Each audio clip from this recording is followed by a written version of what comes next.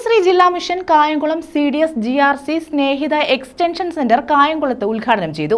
U പ്രതിഭ MLA ഉദ്ഘാടനം നിർവഹിച്ചു. കുടുംബശ്രീ ജില്ലാ മിഷൻ കായംകുളം CDS GRC സ്നേഹിത എക്സ്റ്റൻഷൻ സെന്ററിന്റെ ഉദ്ഘാടനം നടത്തി. കായംകുളം പോലീസ് സ്റ്റേഷനിലാണ് എക്സ്റ്റൻഷൻ സെന്റർ പ്രവർത്തനം ആരംഭിച്ചത്. ആദ്യഘട്ടങ്ങളിൽ ആഴ്ചയിൽ 2 ദിവസമാണ് ഇവിടെ കൗൺസിലറുടെ സേവനം ലഭ്യമാകുന്നത്.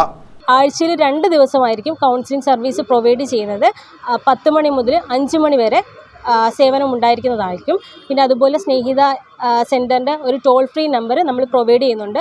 ആ ഒരു നമ്പറിൽ നിങ്ങൾക്ക് 24 ഹവേഴ്സും ഈ ഒരു സേവനം നിങ്ങൾക്ക് വിനിയോഗിക്കാവുന്നതാണ്. അതുപോലെ തന്നെ കമ്മ്യൂണിറ്റി കൗൺസിലേഴ്സ് നമ്മുടെ പഞ്ചായത്ത് തലത്തിലാണെങ്കിലും വാർഡ് തലത്തിലാണെങ്കിലും വളരെ ആക്റ്റീവായിട്ട് നിൽപ്പുണ്ട്. ആ ഒരു സർവീസ് നിങ്ങൾക്ക് നല്ല രീതിയിൽ വിനിയോഗിക്കാവുന്നതാണ്. യു പ്രതിഭ MLA ഉദ്ഘാടനം നിർവഹിച്ചു.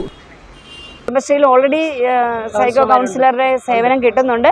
എവിടെയെങ്കിലും ആർക്കെങ്കിലും എന്തെങ്കിലും വിഷമം ഉണ്ടെങ്കിൽ തീർച്ചയായിട്ടും നിങ്ങൾ ആ ഒരു ഫോൺ നമ്പറിലേക്ക്, അതിൻ്റെ നമ്പറുകളും കാര്യങ്ങളും ഒക്കെ നമ്മളിപ്പോൾ നമ്മുടെ പ്രാദേശിക മാധ്യമങ്ങളിലൂടെയും അതുപോലെ തന്നെ നമ്മുടെ വാട്സപ്പ് ഗ്രൂപ്പുകളിലൂടെയും ഒക്കെ തന്നെ ഞങ്ങളത് ഷെയർ ചെയ്യും. അപ്പം ആർക്കെങ്കിലും ചെറിയ വിഷമങ്ങളുണ്ടെങ്കിൽ പോലും നമ്മളൊന്ന് സംസാരിച്ചാൽ തീരാവുന്ന വിഷമേ ഉള്ളൂ.